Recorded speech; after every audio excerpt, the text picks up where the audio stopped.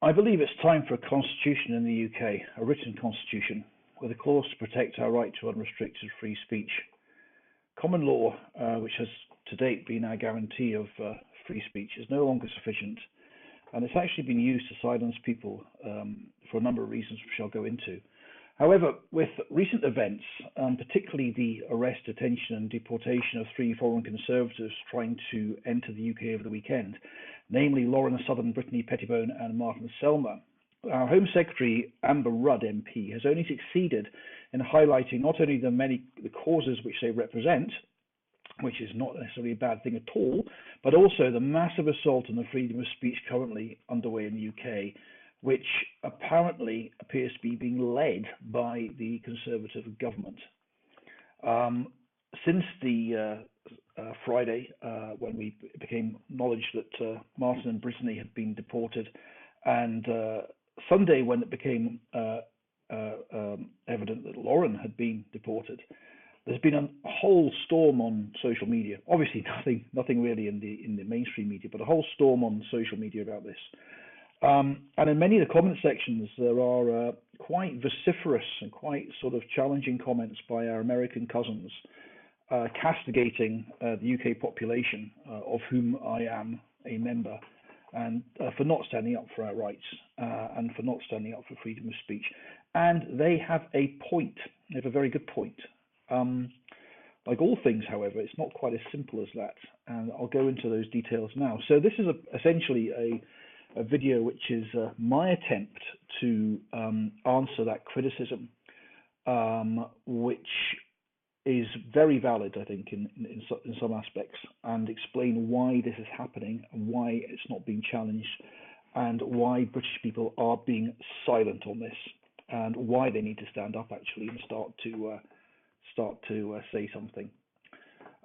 So before I go on, I'd like to say welcome to the video. I'm very grateful that you clicked on it, and I hope you get some value from it.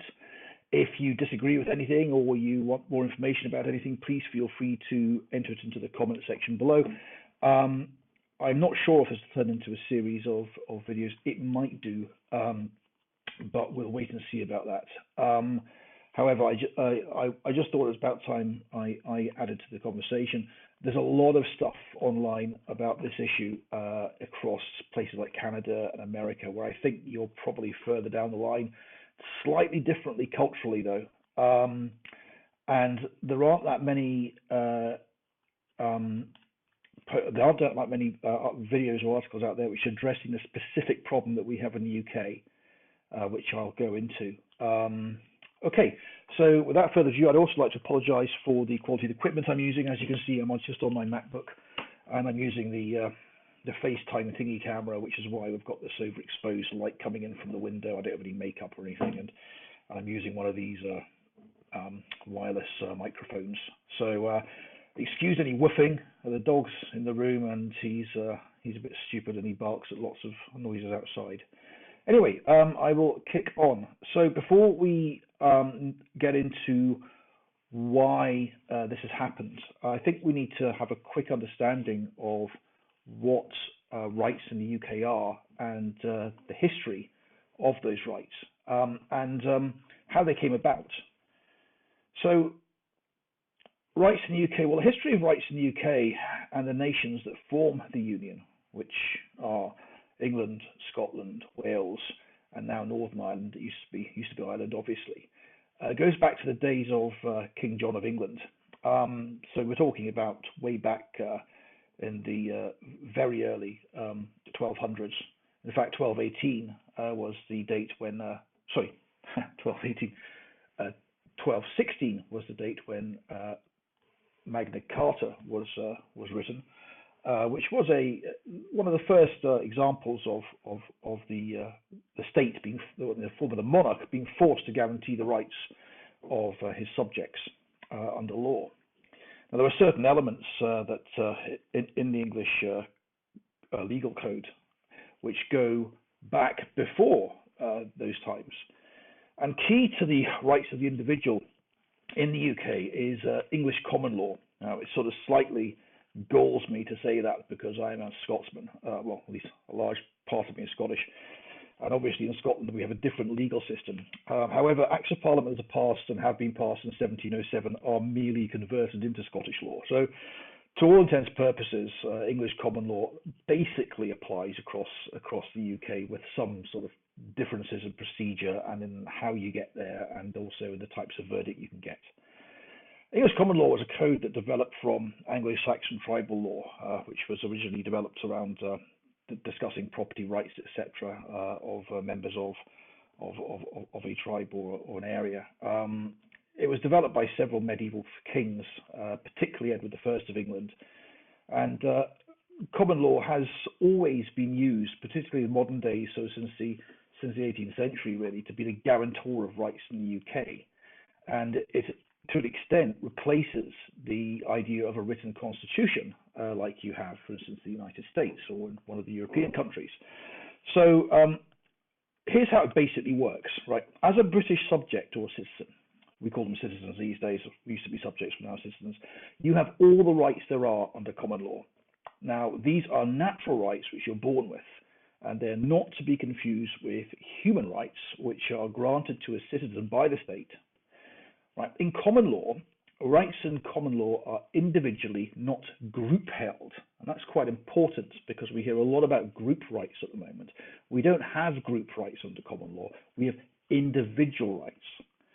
And the rights under common law are not for the state to grant or remove. So the basic idea is you have all the rights there are until your rights come up against someone else's rights. And when that happens, the court system decides who has the right of it. Now, on the whole, this system served Britain pretty well for the last 800 odd years. And over that time, it's become increasingly refined. The criminal justice system and courts in this country exist to protect the individual from the power of the state, and to ensure that due process is followed, fair trials, etc. And over the centuries, as the idea of an autocratic monarch became redundant and was eventually overthrown during a century of very bloody civil wars, the English Civil War, which is also known as the War of Nations because it actually involved the entirety of the British Isles, and the 1716 and 1745 Jacobite rebellions, which were both civil wars. These weren't necessarily rebellions. These were existential fights between the idea of the supremacy of kings, represented by the Stuart claimants, and the supremacy of Parliament, which was represented by the government Hanoverian forces. Jacobite rebellions get painted with a lot of romance. There was a very good reason why we fought them, and we would not be the country we are today had the Stuarts won. We'd most likely be a republic, which might actually solve all the problems we're in at the moment. So, that's such is history. So it's important to understand how bloody these wars were, and particularly what we call the English Civil War. Nearly a quarter to 1/3 of the population of England perished during that period as a result of that war, through famine, disease, and all the other wonderful things that warfare brings, especially civil war, which tends to be particularly vicious and nasty. By the mid-18th century, Britons had begun to realise that this was an unsustainable way to resolve their political differences. Several instances, including the 1697 execution in Edinburgh of student Thomas Aikenhead for blasphemy. Essentially, Thomas Aikenhead was a student. He'd been out on the swally, as we call it in Scotland. So he'd been out for a few drinks, and he got a bit pissed. And in the middle of his drunkenness, he got on his high horse in one of the many taverns in Edinburgh at the time, and started ranting about the authority of the Church of Scotland, also known as the Kirk, and the elders who ran the Kirk. And Scotland at the time was essentially a fundamentalist religious state, and you just didn't do this. But this was also a time when we were beginning to see the power of the church being wound back considerably. And it was the dawn of the Enlightenment, which was particularly virulent in Scotland, particularly in Edinburgh. And when Aikenhead was arrested and very vindictively tried and executed extremely quickly, actually, I think it all happened in the space of about 4 days, by the the authorities in Scotland, it appalled the intellectual classes in Edinburgh and beyond, and absolutely appalled them. And if anything, this is one of the things that sparked the Scottish intellectuals to start the Enlightenment, to remove thus from the era of superstition and vindictive religious fundamentalism.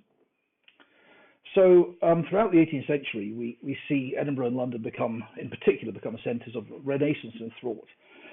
And one of the pillars of the Enlightenment was the idea of embracing the ancient humanists of Greek and Rome, and in particular Socrates and Socratic method, which of course the fundamental idea of is the idea of freedom of speech. For Socrates died for his freedom of speech. And this was seized upon by the likes of Burke and Payne to become the battle flag of the American colonists when they took umbrage at the heavy-handed way the British Crown was treating its American colonies. Free speech, it appeared, was all right for the enlightened classes of the mother country, but it wasn't tolerable in the uppity colonists. So, and we know what happened next: revolution, American independence, the writing of the American Constitution, and there is no mistake that free speech became enshrined as the First Amendment to that Constitution. Meanwhile, back in Blighty, we were up to our arms in an existential battle with firstly the forces of Jacobinism and revolution in France, and then with the Emperor Napoleon, who could be argued to be the first iteration of European Union oligarchy. The Napoleonic Wars, which ended in an Allied victory in 1815, were very much a battle of ideals. Those were the two sides were the bottom-up democracy that had been emerging in Britain, where the idea was the governments exist to serve the people. Well, the people meant the landowning classes, because only they had a vote and was answerable to them. People sent their MPs to Parliament, and the MPs drafted law in response to the mood and demands of the public. The Napoleonic system, which is sometimes known as Bonapartism, which has a much more in common with Plato's republics, is the idea of a philosophy king with a highly educated and intelligent coterie of ministers reporting to the philosopher king or emperor, i.e. Napoleon, would draft legislation, and the French Senate, which is elected, votes on whether or not to approve legislation. The Senate itself had pretty much no power to draft laws itself. And the difference between these two forms, on just a slight segue, the difference between these two forms and traditions of government is my theory as to why the UK, with its Anglo-American bottom-up democracy model, was never going to work with the European Union's essentially Bonapartist system, where an intellectual elite makes all the decisions, and they're made by unelected officials whose laws can only be approved of or disapproved by an elected parliament. So that's a very brief sort of summary as to where we are by 1815. And 1815 is a massive year for Britain. Boney, Napoleon, had been packed off to St Helena. He'd lost the Battle of Waterloo. The Bourbon monarchy was restored in France for the second time, and Britain is sat as the only world power with an empire based on trade and protected and forced by a formidable and proven battle fleet. But back at home, all was not well. Soldiers and sailors pressed into service from the working industrial and agricultural classes found themselves thrown onto the beach. And this is key. It wasn't just the working classes who found themselves on the beach, but their officers. The army and navy were often destinations for the second, or third, or fourth sons of the gentry to pursue their careers, as they would not get any form of inheritance or landed inheritance, and they relied on the services for their income. And they suddenly found that their services were no longer required. They'd be put on half pay or drop completely.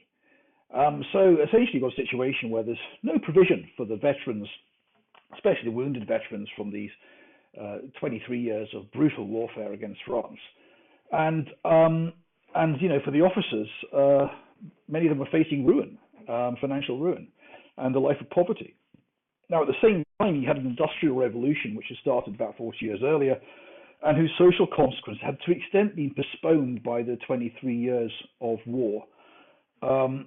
And after the war, this sort of started to have an effect on society. It had all been building up for the period of the war, where the government had sort of fairly strict rules on protest, etc., because we were at war. So the end of the war also brought the end of the war economy. Employment collapsed. There was now a large proletariat in industrial cities, many of whom had grown from small villages to large cities within the space of a couple of decades. And this was combined with the artificially high price of grain and therefore the high price of bread, the staple. That's one of the reasons why potatoes are so popular in Britain, is because of the Corn Law from 1815 to 1846, which set the price of grain at an artificially high level, which was designed to protect landowners' profits and keep foreign imports out of Britain. It had a huge social impact on the poor and needy. And this was one of the main reasons which started to produce demands for political change and greater suffrage across the country. And what followed was a 30-year struggle to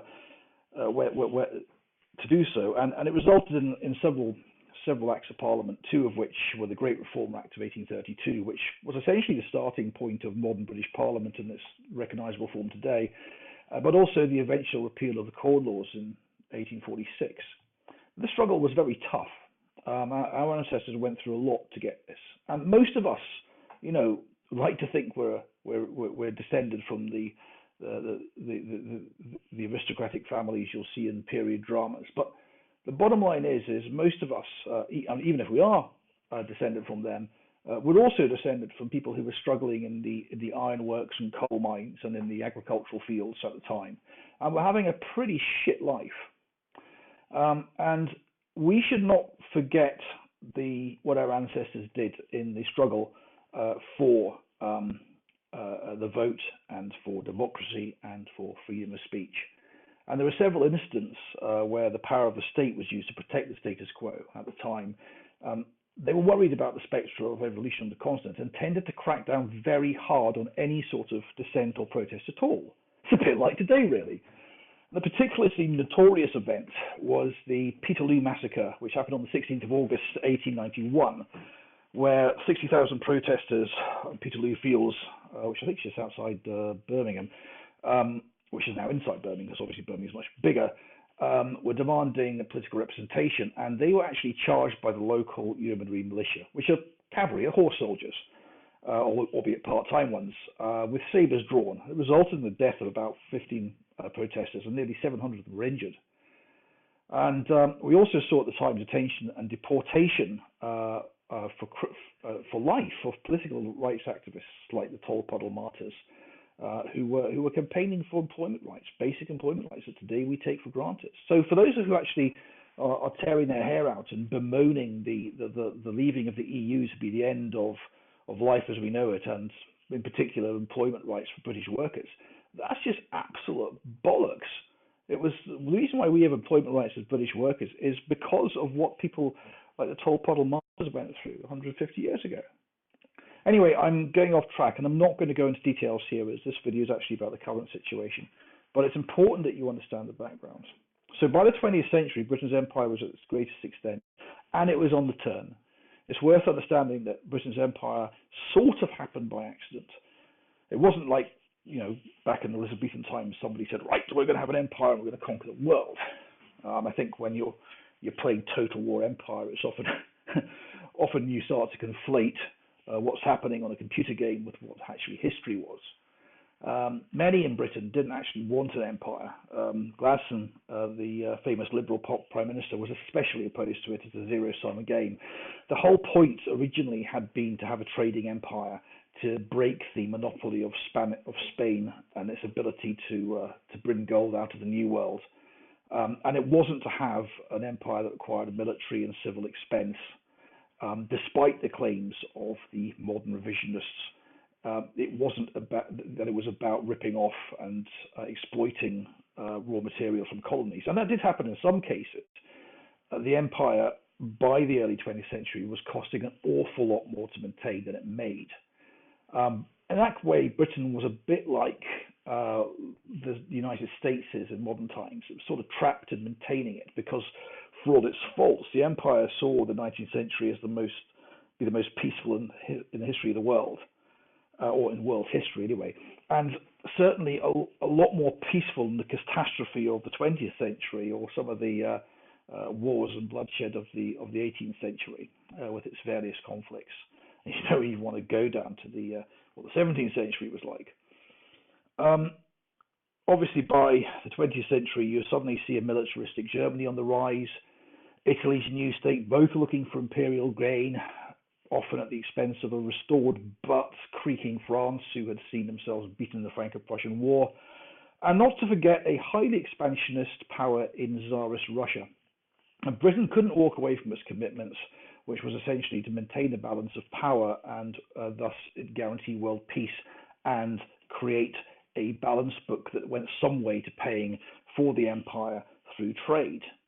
And of course, this ended up with Britain being dragged into the First World War again, not, as the 1960s historical revisionists tell us, a pointless war designed to punish the working class. It was actually a war fought against a highly militaristic and aggressive Germany. And Britons volunteered for it because they knew Germany was highly militaristic and aggressive. This was a war fought from the British side for ideals. By 1939, the empire was definitely on the wane, and the existential war of 39 to 45 effectively burst a blister. Now, in 1945, we saw exactly the same demands for political reform as we saw at the end of the Napoleonic Wars. Not so much World War I, because there was such a carnage, I think, of working men. And we see the first socialist government in Britain, the nationalisation of industries, the start of the welfare state, and the socialisation of healthcare and the foundation of national service. All sounds like very humane stuff back then, but obviously now we are trying to cope with the consequences of that in a whole number of different ways, both societal, legal, and economic. Up until the mid-1980s, our rights had been protected by common law, and it served us pretty well. And we had got away without having a written constitution. Britain was run on a sort of gentleman's agreement where the crown, which is an idea really, doesn't refer to the monarch, which was separate from the government and the forces of, so you have the crown over here, the government over here, the forces of law, order, judiciary and armed forces all answer to the crown, not to the government. And this meant the court system was a check on the state power, and it did work pretty well. However, from the mid-1980s, we began to see the introduction of a number of pieces of legislation that began to eat away in increments at the rights of British people. As is always the case, the road to hell is paved with good intentions, and such laws were justified to protect the public from various threats like the IRA and loyalist Irish terrors. And also, we mustn't forget that the spectre of the communist bloc, because we were in the Cold War, and the heart of the Cold War was always at the back of the minds. And as somebody who grew up and lived through the Cold War from 1971 through to 1991, this was very much at the forefront of our minds at the time. I think it's difficult to understand exactly what it was like living through the Cold War if you didn't actually live through it. But what we begin to see by some of these changes is a slight blurring between the idea of crown and government. And the crown starts to act for the government rather than being a check on the government. So there's another thing going on here, which was that prior to 1914,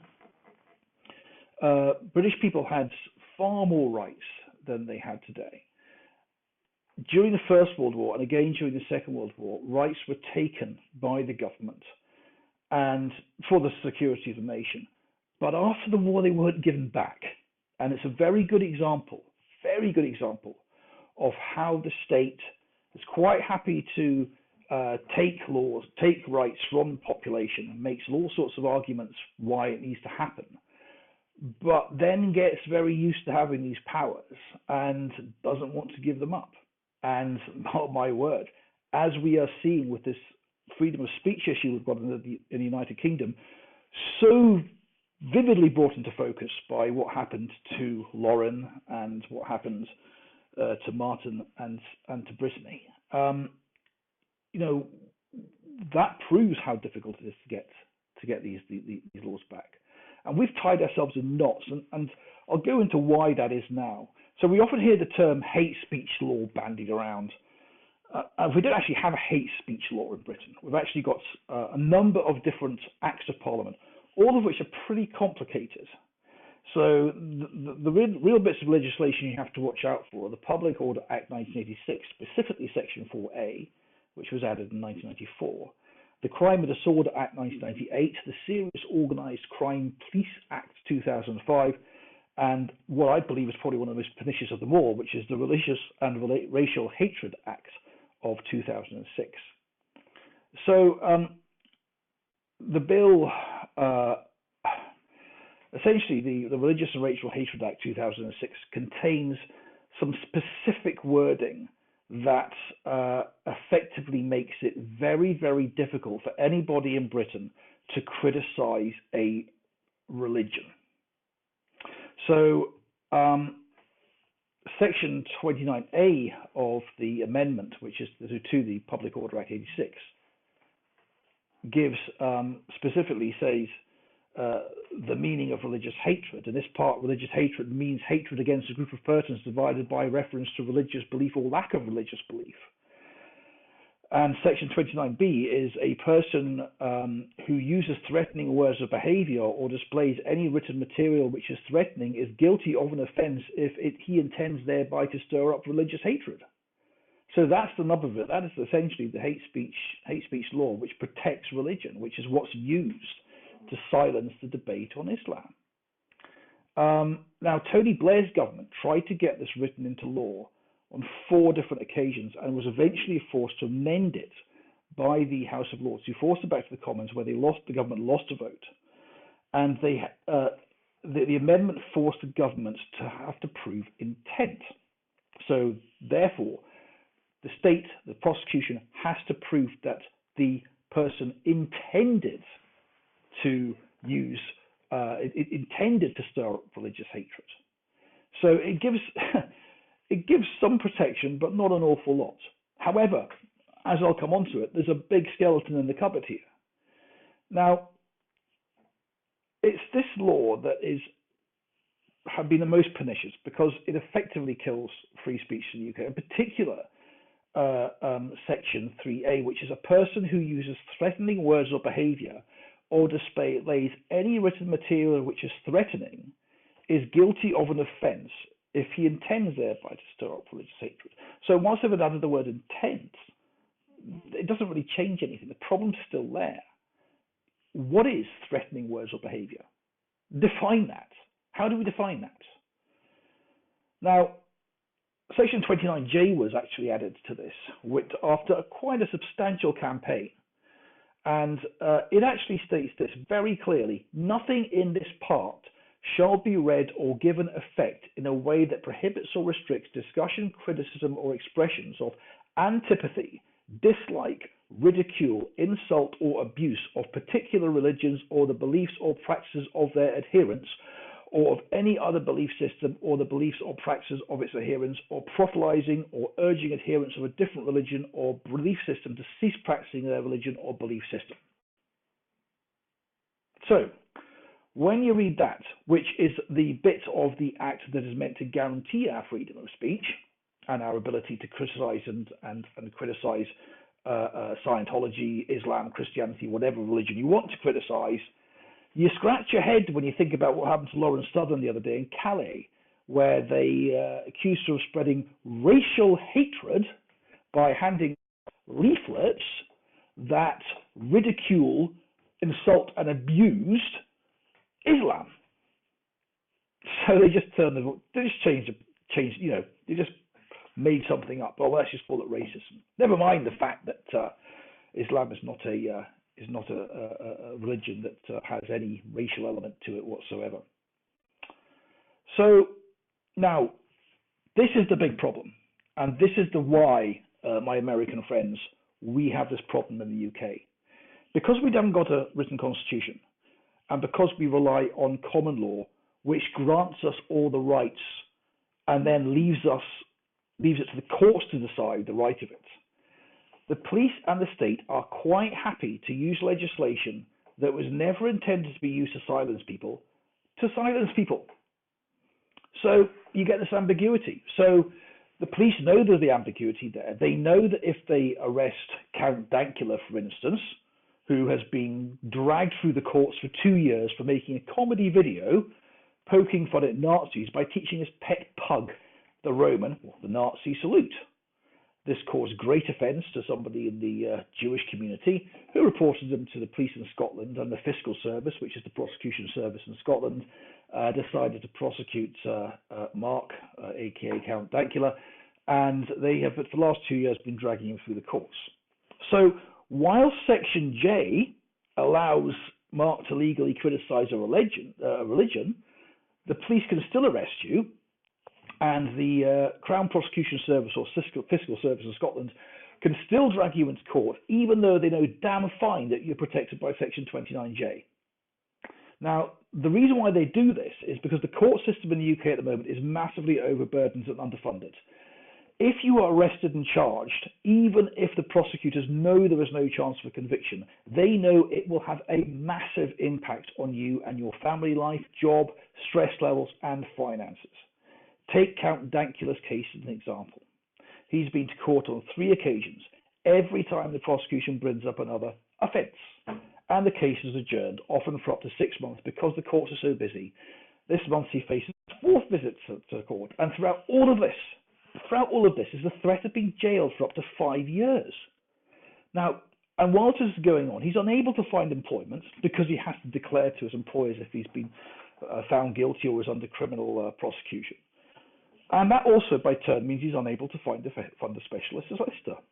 In other words, the police, the state, the fiscal service are using the inefficiency of the process of justice as a punishment in itself before Count Dankula has been tried and found guilty. And they are doing this consciously and deliberately.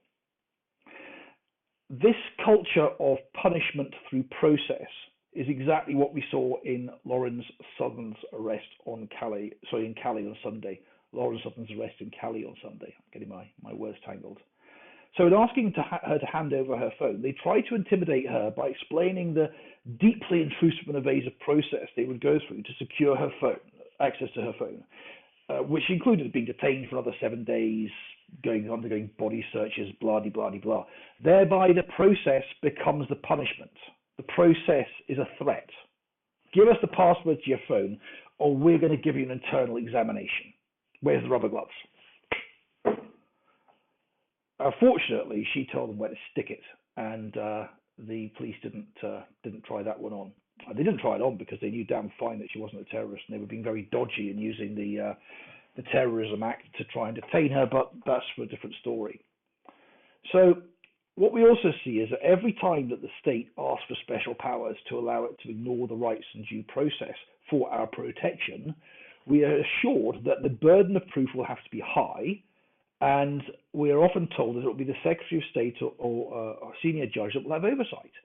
But time and time again, we see ministers and the police, as did the police with Lauren on Sunday, abuse these powers. They granted the Terrorist Act, which suspends all sorts of rights that we have, habeas corpus, Magna Carta. It suspends the right to remain silent. It suspends the right to legal cover. You have to answer their questions legally. You're not allowed to stay silent. They get this power to protect us from clear and imminent terrorist attacks, where they've got to get somebody to spill the beans to stop people getting killed. And they use this for an excuse to stop somebody, to get them detained so they can't come into the country. That's not what the law's for.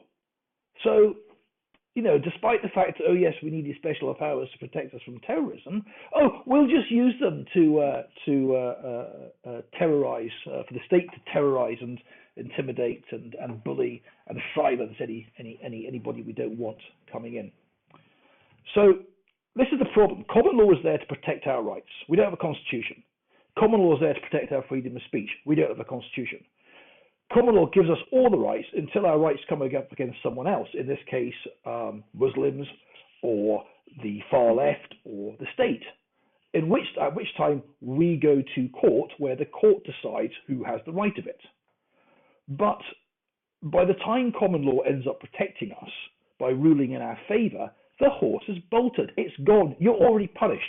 Your finances are empty from hiring defence solicitors and not being able to work. Your reputation is in tatters due to the publication of details to partisan media and hostile and frothing far left who will really go for you. Your family life possibly over, all because you did, said or asked something that the state wanted to silence.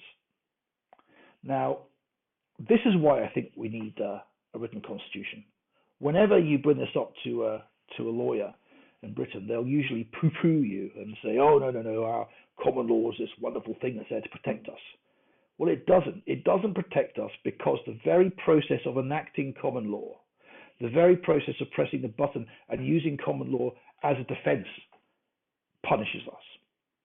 That's why. And the more you have in life, the better educated you are, the more you have in terms of property, the more you have in terms of career, the more prestige you have, the higher class you are, the higher social class you are, the higher financial wealth you have, the more you have to lose, the less likely you are to speak out.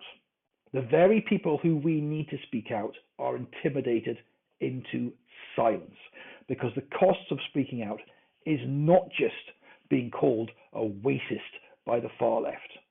It's been having your career, your freedom, your finances, and everything destroyed. Now, it's particularly on the onus of my generation to speak out, but my generation are the ones with children.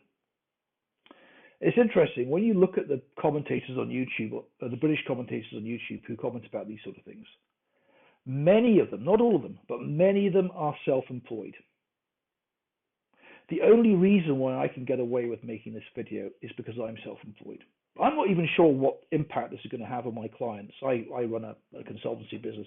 I'm not sure if this is going to cost me some business. It probably will do, but it might win me some other business. Who knows? But this is the point, is that American cousins, it's not that we aren't able to speak out. We have exactly the same situation that you have in terms of the social stigmatism of speaking out. Okay? We're exactly in the same boat as you are on that. We're in the same boat of being crucified and smeared and slurred by the hard left.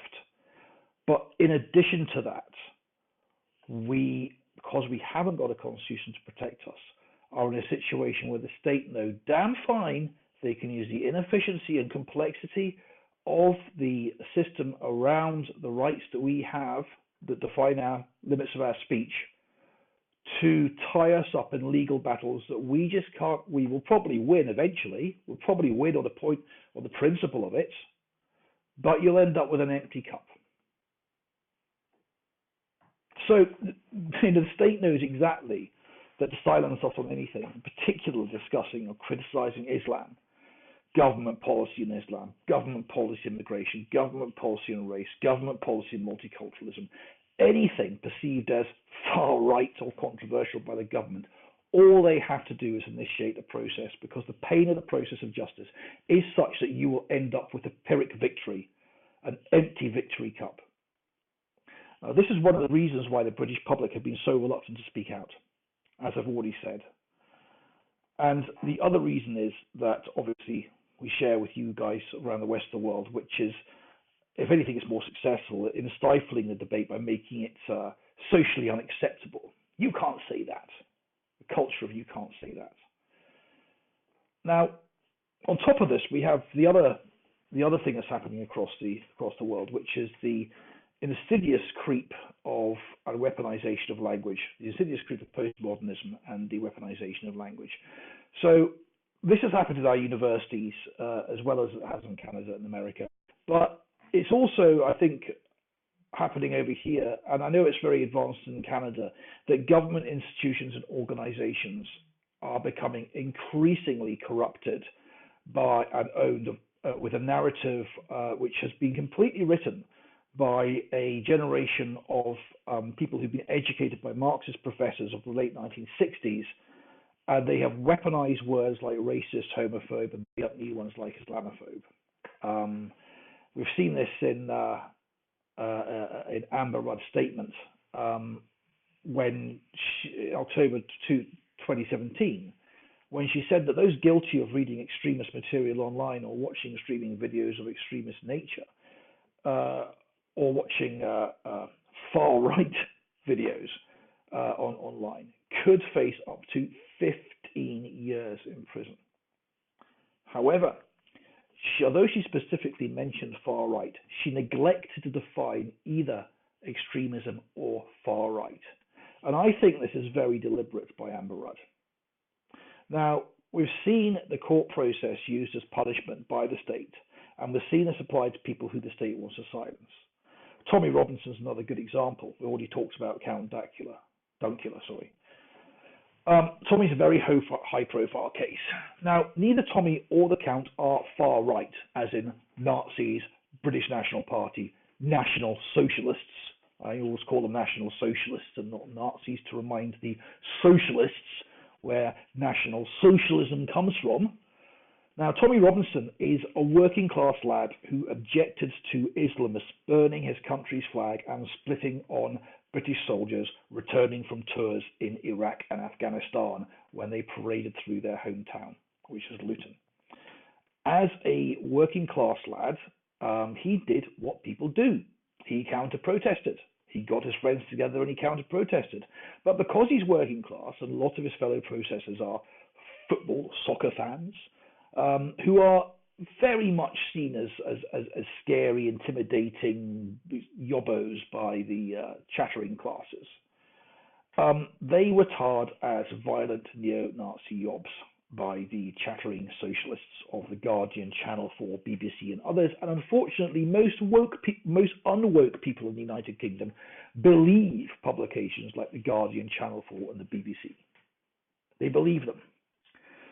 So once Tommy had been slurred as being a national socialist in the eyes of society, what followed was a decade of blatant and illegal police harassment. Now, racist is a hugely powerful word in British society. It doesn't matter what you've done. If you are racist, then you are the scum of the earth, according to British society. You could be Mother Teresa of bloody Calcutta, but if you're racist, it doesn't count for anything. If you crack a racist joke, that's it, you're screwed. And the majority of the British public probably still think that Tommy Robinson is racist, whereas if anyone actually takes the time to read his book, watch the speech he gave to the Oxford Union, who should be applauded when the Oxford Union asked Tommy to give a speech to explain himself to people and gave him a platform to do that at the Oxford University Students' Union, a debating union, in 2015. And this was at a time when it took a while for them to actually get the speech out because the police knew he was speaking at the Oxford Union and they went out of their way to ensure that he couldn't. And they did this by arresting him on false charges of various very spurious situations. Every time Tommy has been to court to defend himself, the state has lost. The police have been told where to go, with the exception of the mortgage fraud he was eventually done on. Hell, I'm 47, I would say that if you were to go through most people in their 40s or 50s, if you were to go through most people's background with a fine-tooth comb and the very, very fluid and manipulatable legal structure that we have in the United Kingdom, you could probably find a few skeletons in cupboards that you could at least maybe not jail somebody, but you could certainly make life very uncomfortable for them. Which makes the whole act of the police towards Tommy Robinson extremely sinister.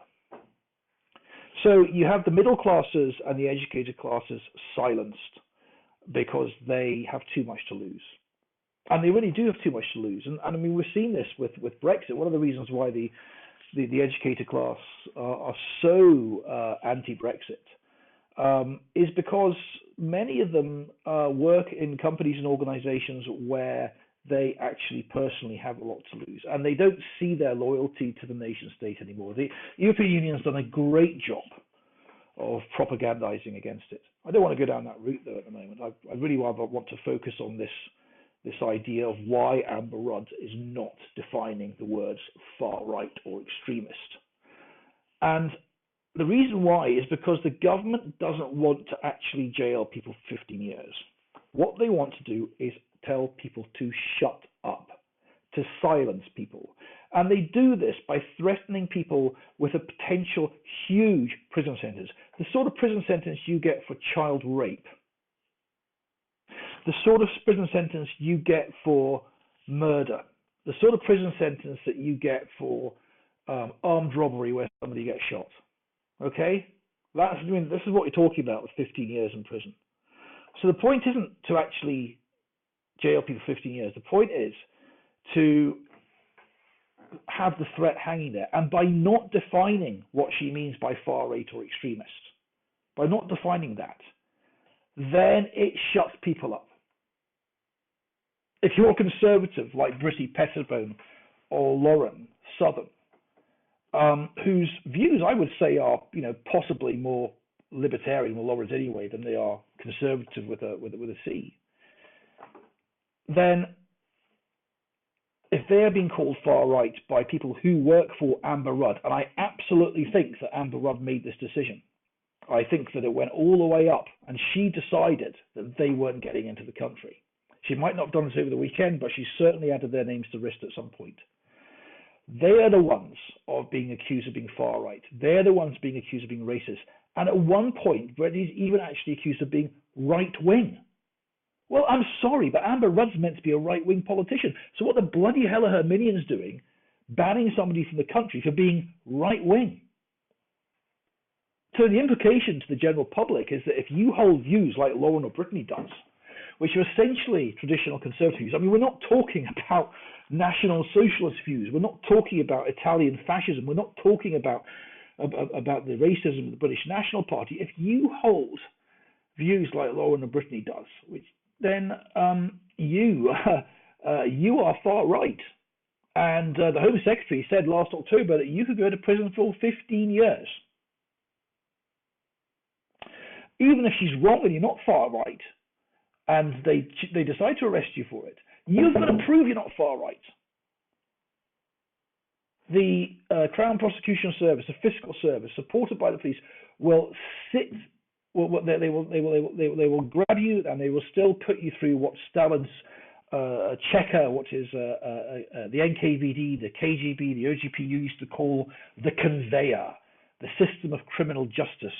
In Stalin's day, it was beatings and torture, obviously, but in modern way, British way is a bit more sophisticated, but it's still got enormous consequences for your employment, financial security, future career, reputation, family relationships, and health. This is why my American cousins, my Canadian cousins, my Australian cousins, and my friends in Europe, this is why the British people are silent. In 2014, Paul Weston, leader of Liberty GB, which was a legitimate political party. It was registered with the Electoral Commission in Britain, and whose main aim was to campaign for a written constitution. He was arrested in Winchester High Street for quoting Winston Churchill's book, The Two Rivers. And in this book, the great man is highly critical of the impact that Islam has on a country and a people. He was reported by a member of the public when he was quoting this speech, and this was a speech he was giving as part of his election campaign, and he was arrested and charged with inciting racial hatred. Again, racial hatred, although it's against Islam. Now, if a leader of a legitimate political party who is campaigning for an election, which is why he's giving the speech in the street, can be arrested for quoting our greatest prime minister, arguably the man who saved Europe from the shadow of National Socialism by making a stand in 1940, what chance does a normal British citizen have? What chance? And do you want to know what the really sad thing about all this is? The sword of Damocles threat, which silences us from standing up and speaking by using the threat of arrest and the clunky machinery of justice, and which has given organizations like human resources departments the power to fire people from their work for political opinions, which keeps us silent socially through the same social self-censorship that was suffered in the other parts of the world. And all this is this sword of Damocles, this threat that's hold our freedom of speech so fatally. Now, Theresa May, this is what I'd say to you. You and your fellow lawmakers are great ones for saying how we need to understand how this happened when you're referring to the terrible news that we've had from Telford, yet another town where girls of non-Muslim origin, whether they be white, Sikh, Hindu, have been industrially and systematically targeted by Pakistani Muslim men. 80% of these people are Pakistani Muslim men. Where these children have, and they're children, these aren't girls. I refuse to call them girls. They are children when they are targeted. We know that. It's all over the evidence from the cases.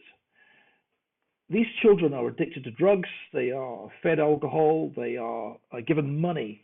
They are impressed. Hell, anybody with a BMW, a wallet full of notes, and a bottle of champagne can impress a 12, 13-year-old girl. It's not hard, is it? And they are then caught in this trap whereby they are raped, threatened, or trafficked, amongst others.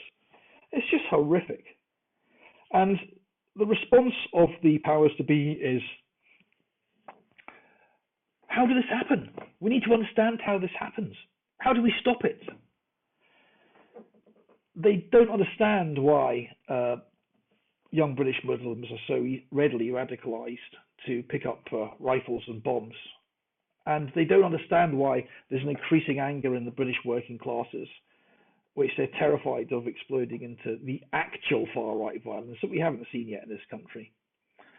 Okay, yes, we've seen a one-off attack and a few bits of a few cranks, but there's not been the sort of level of far-right carnage that we saw in Germany when the brown shirts started fighting back against the communists in the streets. So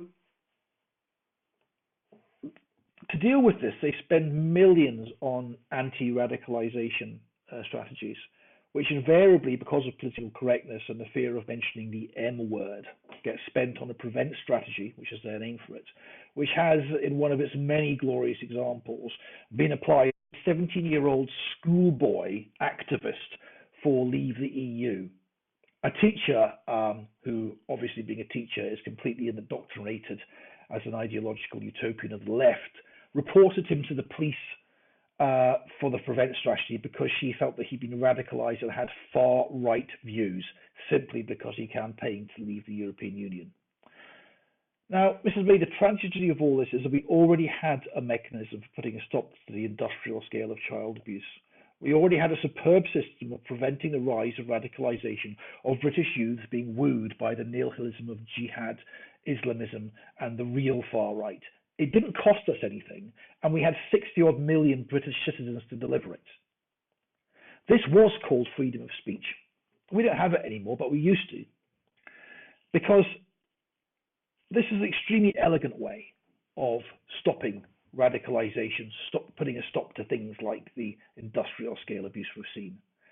Because by having the ability to challenge ideologies and ideas in the open public forum of pubs, cafes, clubs, parks, workspaces, schools, colleges, universities, and indeed everywhere, by having the ability to question and challenge without fear of being arrested or causing offence, without fear of being fired for racially aggravated bullying, without the fear of being socially shunned by people either in real or digital life, we expose the ideas and ideologies that are fatal to our society and force those who advocate them to defend them with reason and logic.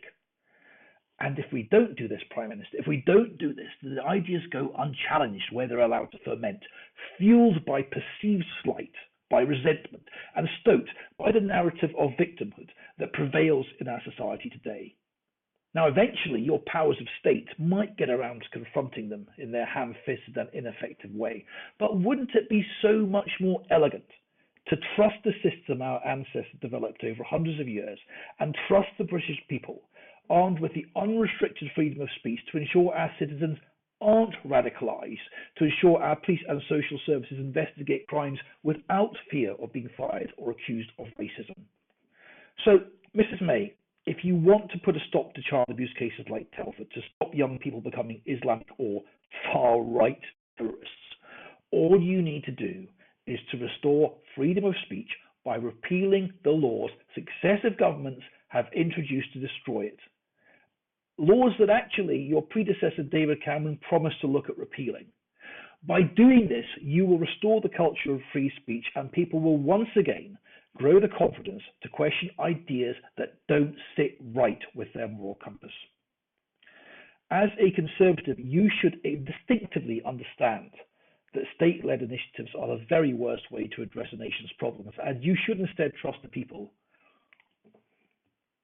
So, my friends, that is the difference over here. That is the problem.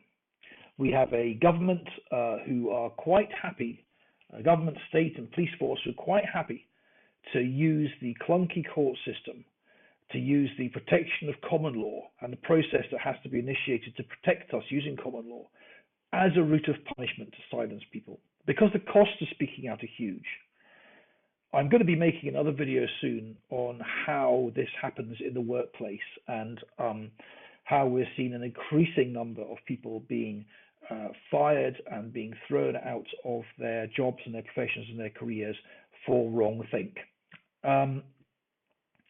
I know a bit about this because my consultancy is a human resources practice, and I've seen over the last 10 to 15 years this culture of political correctness infesting human resources departments to such an extent now that in some organizations they spend tens of millions of pounds a year simply managing the fallout of this. Anyway, that's a topic for another occasion. Thank you very much for listening.